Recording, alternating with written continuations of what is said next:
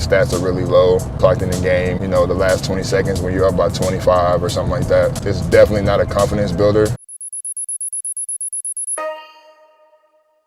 Perry James Jones III, born September 24th, 1991. Today's feature was once in line to be the next Kevin Durant. Some even called him a stronger Tracy McGrady. Two comparisons that wouldn't last very long after leaving high school as a top 10 prospect. When projecting players, three things I usually ask myself and notice instantly about them is how does he stack up physically among his peers right now? What skills has he developed to this point that makes him elite at his level?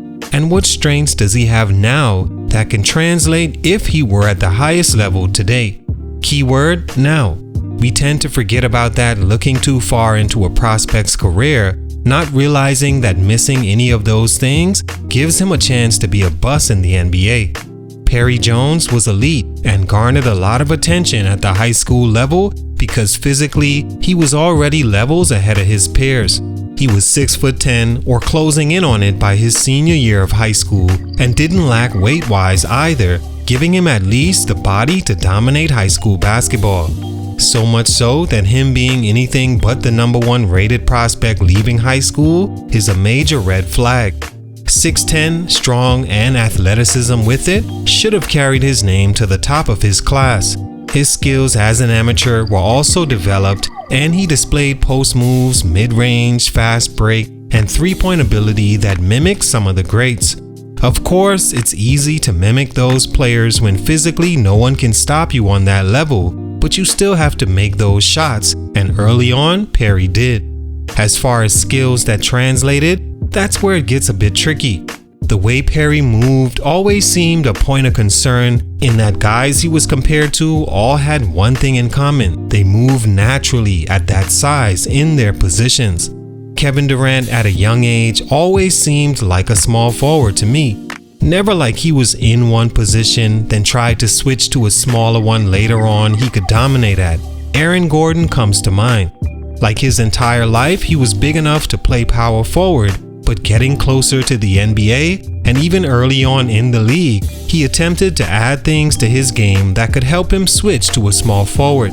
Perry Jones looked the same and moved a bit too slow-footed to see him having the same success against wings at the highest level unless he developed as hoped. All that said, he was still a top 10 recruit in a 2010 class that was one of the deepest of the decade as far as how many of those players made it to the NBA. Of them, Perry Jones arguably had the most potential to turn into something great. What happened? Let's talk about it. Salute to Race Case for this request. It's your boy JC Stunted Growth. Let's get it. All of a sudden, I'm not playing at all no more. I'm waiting 2 weeks to play a game. That's why people say, I guess I'm a bust, I was a Oklahoma City bust and things like that. Take a minute to like, subscribe, and comment on who I should do next.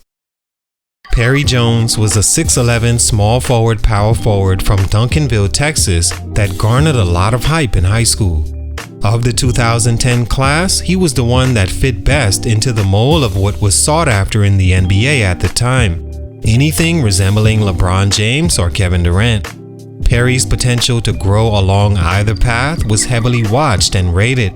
Being 6'11" in high school with jumping ability and adequate ball handling for that level, I can see why there was excitement around his name. He was rated as high as 7th overall in his high school class, 6 players ahead of him that all went on to the NBA and had major expectations of their own. He was also a McDonald's All-American, playing alongside Kyrie Irving, Jared Sullinger, and a team full of guys that made the league. Perry Jones committed to play for the Baylor Bears in 2007. Some questioned this decision not to go to a bigger name school for more exposure, but his reasons made all the sense in the world. Jones's 40-year-old mother was battling a severe heart condition, so he decided to stay close by. An amazing show of loyalty and perspective from a kid so young. Stunt number 1, forced to leave school early.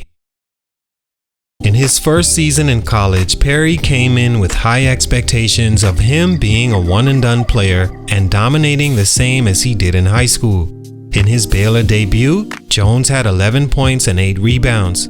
Coming in with as much hype as he did, people were expecting much more from him. He did have a solid season that year, but the Bears finished with a record of 18-13 and failed to make the NCAA tournament. Despite Baylor's struggles, Perry Jones was still named to the All-Big 12 second team. Jones averaged 13.9, 7.2 rebounds, and 1.2 assists per game that year and was projected to be a top 10 draft pick. Instead, in a shocking decision, he decided it wasn't time and passed on staying in the draft, opting to return to school, citing he didn't think he was ready. He returned for a second year and his output was pretty much the same, leaving one to believe maybe he was right in needing more time. After his sophomore year, he was basically forced out of college and thrusted into the league. At the wrong time at that.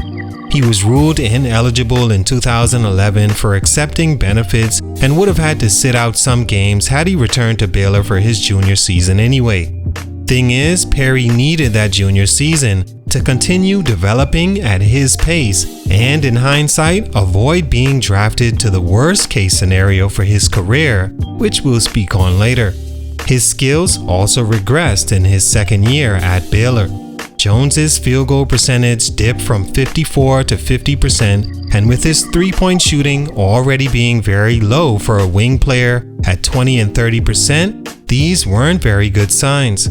His points per game also took a hit from 13.9 to 13.5 and created a situation where you ask yourself, how much room has he displayed he has to grow in time for our investment not to seem worthless? Perry Jones was a rare player in the one-and-done era that needed his 4 years in college, but was forced out early and it stunted his growth. Stunt number 2, being drafted by the Thunder. Perry Jones went into the draft as a prospect that could go anywhere from top 10 and lottery to an early second-round pick based on his somewhat disappointing career at Baylor. He was selected by the OKC Thunder with the 28th pick to basically be Kevin Durant's seat warmer. He was drafted to a team with the best, if not second best small forward in the world, a horrible selection for the team and for Jones. You can say it was a great situation to be allowed to develop under Kevin Durant, but I disagree. Young players need time in the fire. They need confidence instilled in them that you're our guy at some point and are valued for what you can do as a player. Not in a position where you know for certain you'll never be promoted to a starting role on your team. Not with KD in front of you. Him sitting on the bench most of his first few seasons did nothing for his growth and took away his confidence, in my opinion. That and the fact he wasn't a ready prospect in the first place. Being drafted there was probably the biggest stunt of all. In his first 3 seasons, his averages were 3 points, 1 rebound, 42% from the field, and 29% from 3. Yes, he needed to develop more, but I think he needed a team with space to grow and the possibility he could be promoted to the top position at his workplace. A 0% chance that happened in OKC, leaving him to quickly be assigned to the D-League multiple times as a rookie, further taking away his confidence. Stunt number 3, development. Stunt number 1 and 2 all led to this. Perry Jones simply didn't develop as expected. This is why he only lasted 3 years in the league before the 6'11" phenom began his journey all across the world to continue playing. There was always a confidence issue with Jones that concerned me, and it showed on his face and body language ever since college. When he said he wasn't ready to make the jump to the NBA after his freshman year, I think that was a very honest reflection from him. Thing is, he was moved along so fast and not by his own will that he didn't have time to grab some very necessary pieces to his bag that could help him when he got to his destination. One being confidence. Other things like he didn't have a go-to skill that could dominate on the NBA level. Zion, super athletic.